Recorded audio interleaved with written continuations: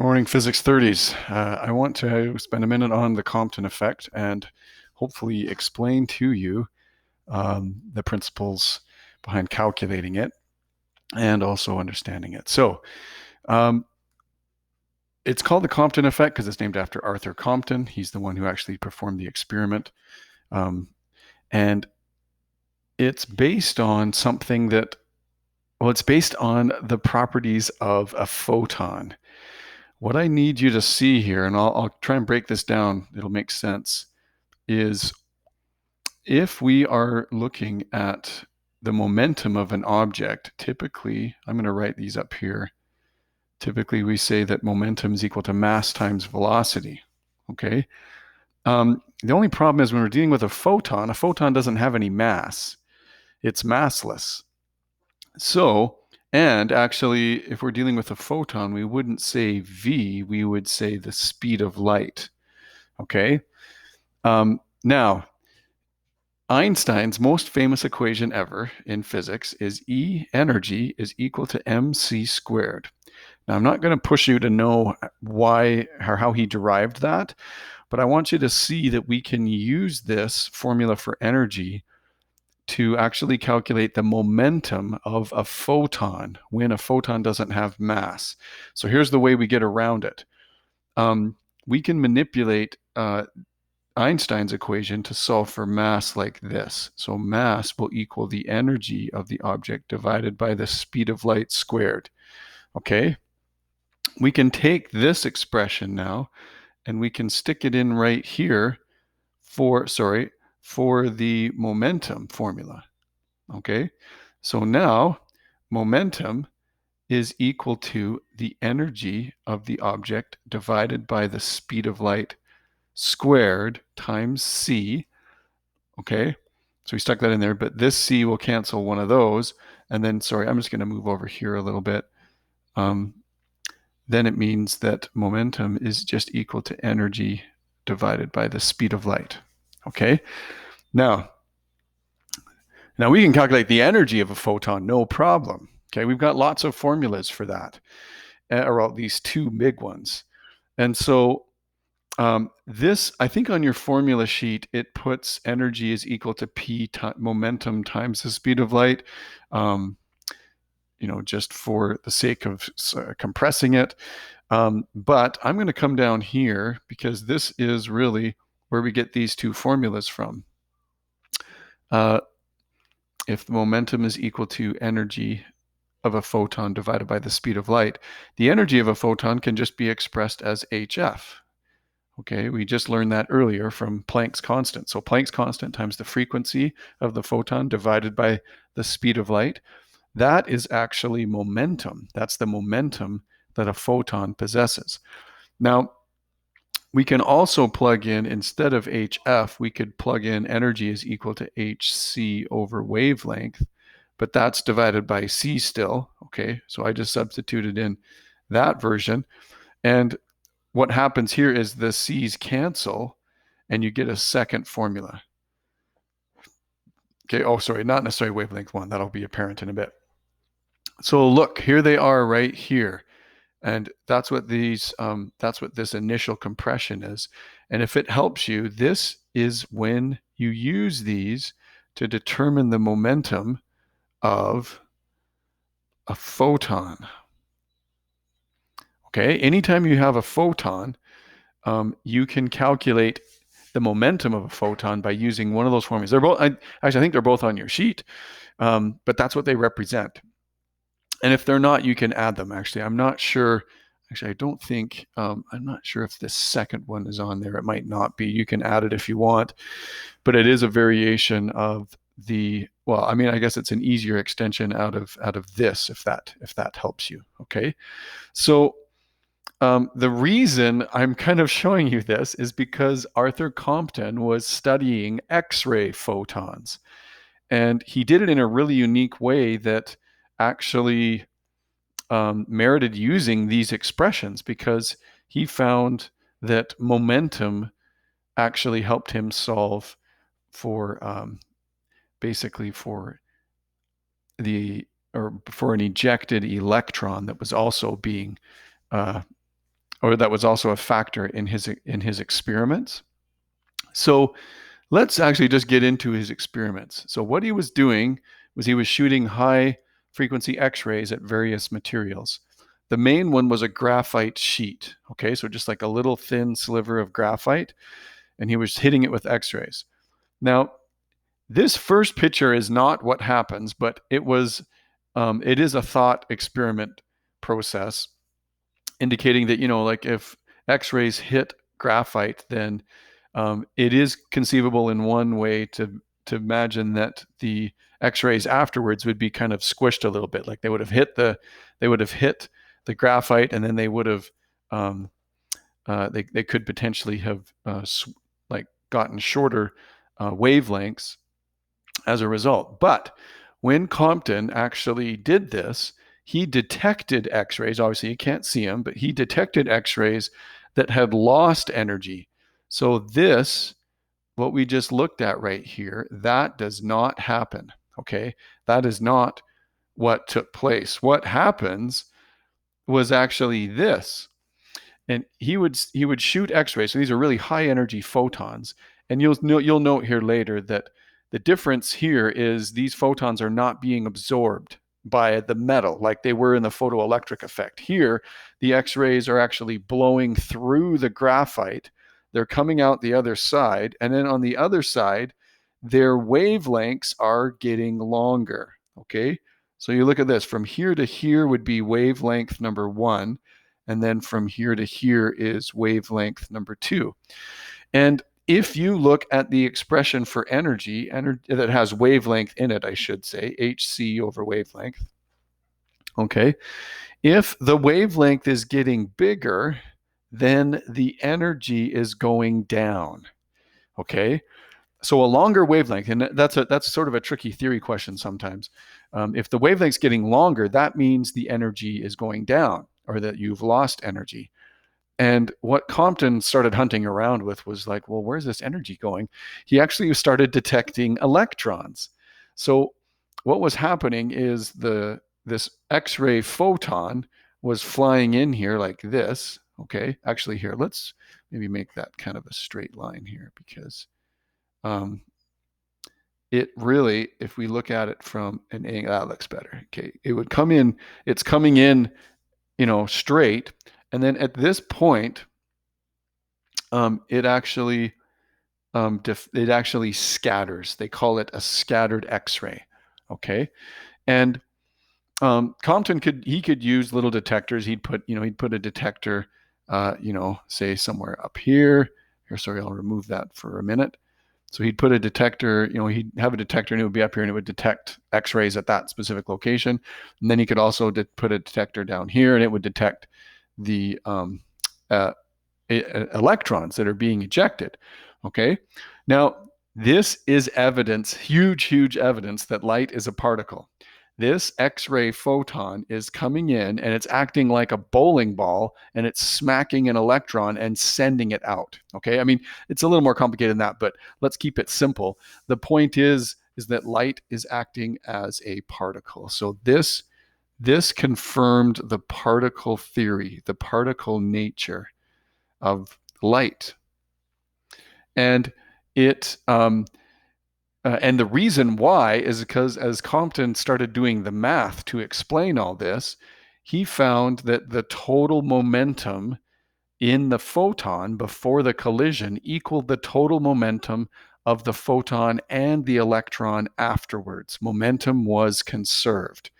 Okay, now also energy was conserved too. Energy, if you do an energy calculation before and after, just like we do with the Compton or with the photoelectric effect, energy in is equal to energy out. That also worked here. So the conservation of momentum and energy here was huge in confirming that light was acting like a particle. So the application here for this is what we have to do is now we have to use the formulas, and this will happen here in just a second, but we have to determine the momentum of the first photon coming in, okay, or the photon coming in. That momentum would be Planck's constant divided by wavelength number 1, whatever that is. And then we could find the momentum of the second, or the photon after it was scattered, by using wavelength number 2. Now, Compton derived how to find wavelength number 2, and I'll show you that in just a minute. But he made note of this angle right here. He called that the angle of scattering. Okay, sorry, that's supposed to be a theta. That's just ugly. The angle theta of scattering for the X-ray photon. Okay, so he determined that, which enabled him to determine the second wavelength. And then the rest of it is just a momentum calculation, just like we did the very beginning of the semester here with, 2 billiard balls that hit each other and then they go off in different directions. Okay, so I'm just going to walk you through this because the math's already been done. I hope it helps you with some tackling the practice problems coming up.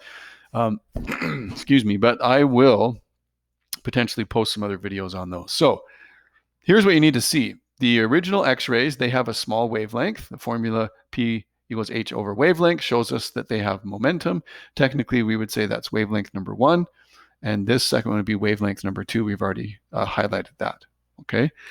Now, when we focus on the electron, when we get to it, we can use momentum equals mass times velocity, because the electron has mass. So for now, the electron doesn't have a wavelength. So it's easier just to calculate momentum using the standard calculation. So this little bit here in the notes looks to emphasize what I already mentioned. I added this part because it wasn't in your notes, but you should know it. In the Compton effect, it's the conservation of momentum and energy that occurs. We typically don't worry about momentum in the photoelectric effect. Okay, so there we mostly just say that energy in is equal to energy out. That's what drives the photoelectric effect formula. With the Compton effect, though, the energy is conserved as well as momentum, and that's what empowers us to actually do the math. So now Compton found that he could predict the exact change in wavelength between the incident and the scattered X-rays, and he based it on a formula that you do not need to know how to derive. I couldn't even tell you because I haven't studied it to that depth. But you do need to know this, and it's on your formula sheet. The change in wavelength, okay, from here, from the initial to the final, okay, that change in wavelength, that's equal to h over mc times 1 minus the cosine of theta. And you can see what all of these equal. What's a little crazy, I mean, not too crazy, but what's unique about this formula, a couple of things. H is always Planck's constant in joule seconds, okay? It's never the electron volt one. So H is always going to be 6.63 times 10 to the negative 34. Okay, always, always, always. And you can add this to your formula sheet too. It doesn't bother me. M is always the mass of an electron. Okay, so that's always 9.11 times 10 to the negative 31. And C is always the speed of light, 3 times 10 to the 8th. Now, I guess we could have given you a number that, because all those are constants in this case, but that'd probably be a little more confusing because the units would just be off the map. Okay, so well, not really. I mean, you could handle it, but you'd have to break up the joules and blah, blah, blah, blah. So you just need to enter those numbers exactly as they are every single time. So the only variable here really is the angle theta. So whatever that angle is, you plug it in there, and then you carefully solve for the change in wavelength. What I think is a better way of expressing this, though, because it involves wavelength 1 and 2, I like remembering that this delta is actually equal to wavelength 2 minus wavelength 1. Okay, and that equals h over mc times 1 minus cosine of theta. Reason I like doing that is because very often you have to find the second wavelength. We're going to see that in just a second. The second wavelength, if we were to solve for it, and I guess I could write it down here. I know my writing isn't amazing, but the second wavelength would actually equal h over mc 1 minus the cosine of theta, whatever all of that mess is, plus wavelength number 1, okay? Because I would have moved wavelength number 1 over, if you can kind of follow what I did, right? So I would have added wavelength 1 here and then moved it over there. Sorry, that's getting a little bit messy in there. But you're just adding wavelength 1 to the other side, okay? So I just want to walk through a problem with you and show you how we break it down. It can be a little tedious, but just be methodical and patient. You guys are all doing that awesome on a lot of this more technical stuff, and I don't think you guys will have any difficulty with this. Just go slow and keep your answers. Okay, try not to round till you get to the end. So this is an X-ray source. It shows you the incident wavelength. I kind of added a little bit here. This is wavelength number 1. And it hits the graphite sheet, and the wavelength, the X-ray photon is scattered, okay? So again, the difference here in photoelectric effect, the photons are absorbed 100%, so they don't exist after the interaction. But here, the X-ray photons have way more energy, and they still exist after the interaction. They still exist after hitting the graphite, and they carry on through, blowing out an electron on the other side, okay? So the angle of scattering for the second wavelength is 15 degrees, and the electron goes off at some angle, which we don't know. Now, just as easy here, the photon, the X-ray photon could scatter downwards too. It could go this way, and then the electron would go the other way. Okay, so they can go in any direction. You'll see that maybe in future questions, but I just wanted to mention that. So don't always think it looks like this. It does say determine the velocity of the ejected electron. Now, that is a loaded term. Velocity implies speed and direction, which is why energy won't work. Like if you tried to solve this using energy, potentially you can get the right velocity, but you won't have the right angle, because you can't determine an angle using energy, like kinetic energy, primarily being the energy coming in and the energy going out. So that won't help us. So anyway, to do this, we actually need to find, and this should make sense as we walk through this, but what we need to find, I guess, first of all, we need to find this momentum, right? The momentum coming in right there, okay? That would be the initial momentum, okay? Actually, and it would all be in the x direction, okay? Because there's no y value, and there won't be for these, okay? So if we see that just conceptually here, that means if we find the x component for the momentum of the photon and the y component, okay, for the photon, then that should enable us to work backwards, okay, to determine, I'm doing this in color on purpose here, because if we need to find really the y value for the electron, which will be equal and opposite of the momentum in the y direction for the photon. Okay, so I know we're dealing with this photon, which is a weird entity here, but we're treating it just like it's a particle, and then the math works, if that helps you. Okay, because that's exactly what's going on. So it would mean then that the x value, okay, for the electron plus the x value for the I guess we could say px final for the electron plus the momentum x final for the photon. So black plus green equals purple. Look at this, we're making new formulas. No. So, but yes, and then the y values are going to cancel out, okay? Because the initial y value before this interaction was nothing, okay?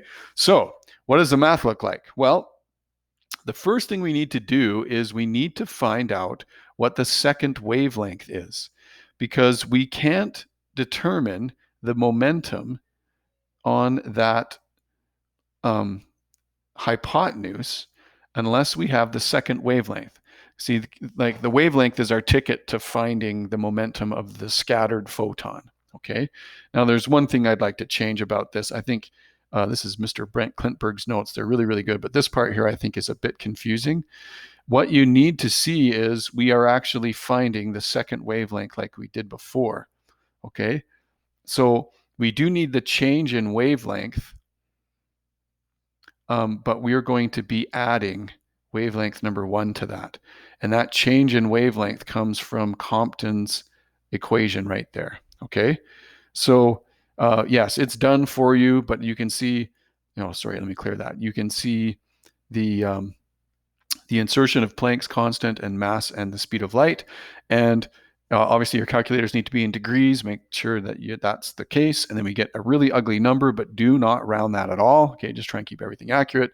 Then we're adding to that the wavelength number 1, which, sorry, let's try and stay consistent here.